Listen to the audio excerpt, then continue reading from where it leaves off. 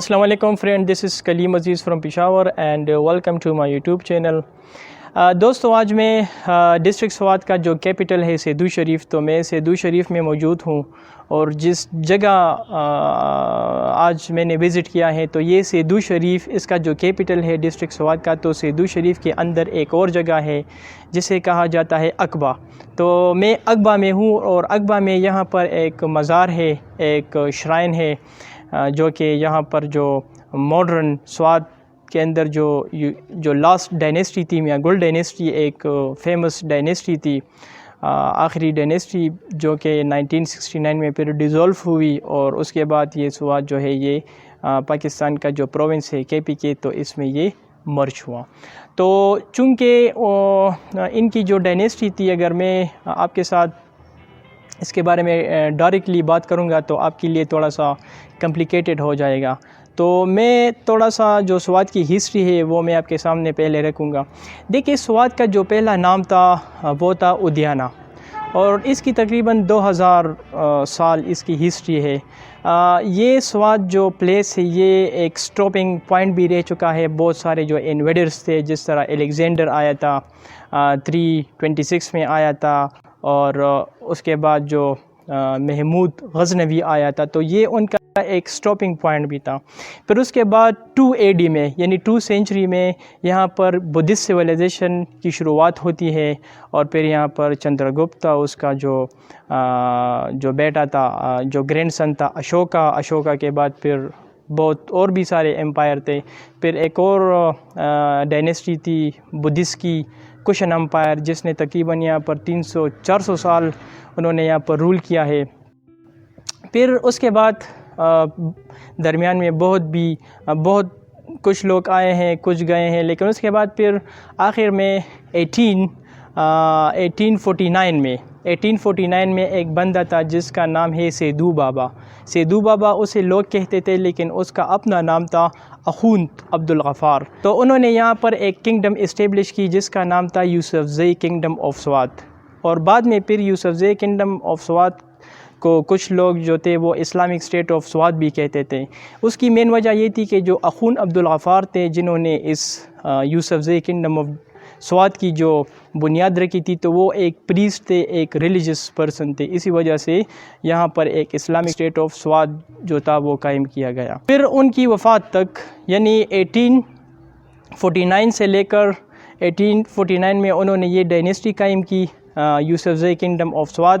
اس کے بعد ان کے وفات تک 1878 تک انہوں نے یہاں پر رول کیا۔ پھر 1878 سے لے کر 1916 تک یہاں پر چونکہ یہ برٹش کے انڈر تھا، اور اس کے بعد پھر 1817 میں یہاں پر ایک لویا جرگہ کہتے ہیں، لوگوں نے لویا جرگہ کیا، اور اس ٹائم یہ صرف یہ سوات نہیں تھا، اس ٹائم سوات، دیر، بنیر، شانگلہ، یہ پورا ایک سٹیٹ تھا سوات۔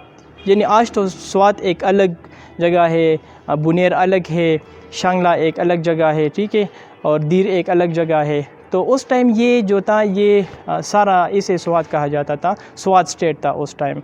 تو پھر 1917 میں یہاں پر ایک لویا جرگہ ہوا، اور لویا جرگہ میں انہوں نے جو میاں گل عبد الودود جو آپ پیچھے دیکھ رہے ہیں، تو انہوں نے سوات کا بادشاہ بنایا، انہوں نے ڈیسائیڈ کیا کہ یہ سوات کا بادشاہ ہوگا۔ تو پھر 1917 سے لے کر پارٹیشن تک 1947 تک یہ جو تھا ایک ایٹونمس پرنسلی اسٹیٹ تھا، یعنی برٹش کے انڈر تھا، لیکن آپ کو پتہ ہے کہ برٹش کے انڈر بہت سارے اسٹیٹ تھے۔ انڈیا کے اندر جو انڈیا تھا، ایسٹ انڈیا جو کمپنی تھی، تو اس کے انڈر بہت سارے اسٹیٹس تھے، لیکن کچھ پرنسلی اسٹیٹ بھی تھے جو کہ ایٹونمس تھے، تقریباً 560 اپروکسیمیٹلی یہاں پر پرنسلی اسٹیٹ بھی تھے جو ان کے انڈر تھے، اور وہ ایٹونمس تھے سارے۔ تو سوات جو تھا وہ بھی ایک پرنسلی اسٹیٹ تھا اس ٹائم، اور اس ٹائم جو ایسٹ انڈیا کمپنی تھی، تو انہوں نے جو سوات جو میاں گل عبد الودود آپ پیچھے دیکھ رہے ہیں، جو لوگوں نے جب لویا جرگہ کیا اور انہیں منتخب کیا، ان کی جو کنگڈم تھی وہ اسٹیبلش ہوئی، تو پھر اس کی ریکگنیشن بھی ایسٹ انڈیا کمپنی جو برٹش امپائر تھا اس نے کیا۔ تو پھر 1947 میں جب پارٹیشن ہوئی، تو جتنے بھی سارے پرنسلی اسٹیٹ تھے تو ان کو یہ چوائس دیا گیا کہ آپ یا پاکستان کے ساتھ ایکسیڈ کریں یا انڈیا کے ساتھ کریں. تو چونکہ یہ ایک مسلم اسٹیٹ تھا, ایک اٹونومس اسٹیٹ تھا مسلم, تو انہوں نے ڈیسائیڈ کیا کہ ہم پاکستان کے ساتھ ایکسیشن کریں گے. تو پھر 1947 میں انہوں نے پاکستان کے ساتھ ایکسیشن کیا, لیکن یہ it remained an autonomous state, یہ ایک اٹونومس اسٹیٹ رہا.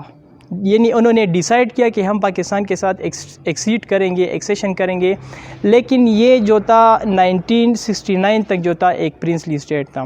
تو پھر 1947 کے بعد جو عبدالودود جو بادشاہ تھے میاگل ڈائنیسٹی کے, تو انہوں نے اپنا تخت, ان کے 3 بیٹے تھے, ایک کا نام تھا جہانزیب, ایک کا نام تھا معبود میرے خیال میں, اور تیسرے کا نام مجھے پتہ نہیں ہے. لیکن جو جہانزیب تھا تو انہوں نے اپنا تخت انہیں دے دیا, اور Jahanzeb became king of Swat, Miangul dynasty کا جو جسے یہاں پر لوگ والی سوات بھی کہتے ہیں. تو پھر وہ 1947 سے لے کر 1969 تک سوات کا بادشاہ تھا, اور اسے والی سوات کہا جاتا ہے. اور پھر جو ماڈرن سوات ہے, آج میں یہاں دیکھ رہا ہوں یہاں پر جتنی بھی ایجوکیشن ہے, کالجز ہے, یونیورسٹیز ہیں, اور جتنی بھی ماڈرن ڈیولپمنٹ ہے, جتنے بھی ہاسپٹلس ہیں, تو یہ سب پھر والی سوات نے ان جتنے بھی یہ ڈیولپمنٹ ہے یہ اس کے ٹائم میں ہوئی. تو ان کا کافی یہاں پر ایک نام ہے والی سوات.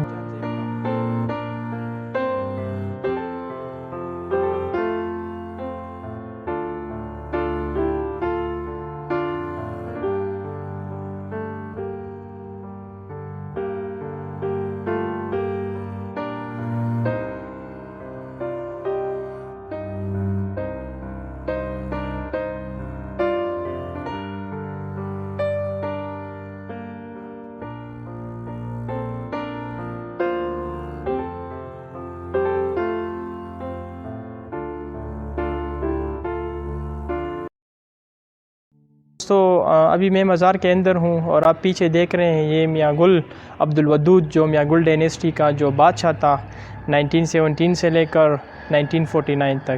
تو یہ آپ پیچھے دیکھ رہے ہیں کچھ انفارمیشن ہے یہاں پر. تو ان کی پیدائش 1881 میں ہوئی تھی, اور پھر 1971 میں ان کی وفات ہوئی تھی. اچھا, ایک انٹرسٹنگ بات یہ ہے کہ یہ ان کا جو قبر ہے یہاں پر, تو قبر آپ کو نظر نہیں آئے گا, کیونکہ یہ چاروں طرف سے یہ سیلڈ ہے, یہ ایریا یہ چاروں طرف سے سیلڈ ہے, صرف آپ کو یہ دیوار نظر آئے گا. میں ابھی آپ کو دکھاؤں گا ابھی. تو ادھر جو آپ دیکھ رہے ہیں میرے ساتھ یہ بابا کھڑے ہوئے ہیں, یہ یہاں کے جو پیٹریارک ہے اس کمپاؤنڈ کے. تو میں نے ان سے پوچھا کہ اس کی کیا کہانی ہے, تو انہوں نے کہا کہ یہ جب زندہ تھے تو ایک دن وہ ایک جگہ پر گئے, اور انہوں نے کہا کہ میں اپنے لیے اپنی مرضی سے ایک قبر تیار کروں گا.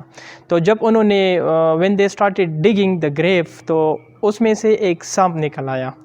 تو کہتے ہیں کہ ان کے ساتھ جو ان کے سیکیورٹی گارڈز تھے, تو انہوں نے اس سانپ کو اس پر گولی وہ چلا رہے تھے, لیکن جو عبدالودود صاحب تھے تو انہوں نے ان کو روکا, اور انہوں نے کہا کہ نہیں, آپ ان پر گولی نہیں چلاؤ گے, کیونکہ اس کا مطلب یہ ہے کہ یہ میرے اعمال کا نتیجہ ہے. اگر اس قبر میں سانپ تھا یا کچھ بھی ہو, تو اس کا مطلب یہ ہے کہ میرے اعمال ٹھیک نہیں ہے. تو پھر اس کے بعد انہوں نے بہت سارے مولویوں کو اور بہت سارے اور لوگوں کو بھی جمع کیا, اور ان کے ساتھ بھی یہ بات ڈسکس کی. پھر کہتے ہیں کہ ان کے بعد وہ پابندی سے وہ نماز پڑھتے تھے, اور قرآن شریف کی تلاوت بھی پڑھتے تھے. اور پھر اس کے بعد جب ان کی وفات جب ہوئی نہیں تھی, تو کچھ عرصے پہلے وہ یہ جو ایریا ہے تو انہوں نے اس جگہ کا انتخاب کیا, اور ادھر اپنے لیے یہ جگہ جو ہے وہ انہوں نے تیار کیا. اور پھر اس کی وفات کے بعد ان کو یہاں پر جو ہے دفن کیا گیا, اور ان کا جو بیٹا تھا جہانزیب, تو انہوں نے پھر اس جگہ کو جو ہے اس کو رینوویٹ کیا, اس کی رینوویشن ہوئی, اور یہ آج آپ دیکھ رہے ہیں یہ جگہ. تو یہ اس کی تھوڑی سی کہانی ہے کہ یہ کیوں سیلڈ ہے. آپ کے ذہن میں بھی ہوگا کہ ادھر آپ کو قبر نظر نہیں آئے گا, اگر آپ یہاں پر آئیں گے تو ادھر کوئی بھی قبر نہیں ہوگا. اور کہتے ہیں کہ جو ان کا جو گریو ہے تو وہ اس کے اندر بھی نیچے ہے, یعنی ایسا بھی نہیں ہے کہ ان دیواروں کے پیچھے ہے, زمین کے نیچے ہے.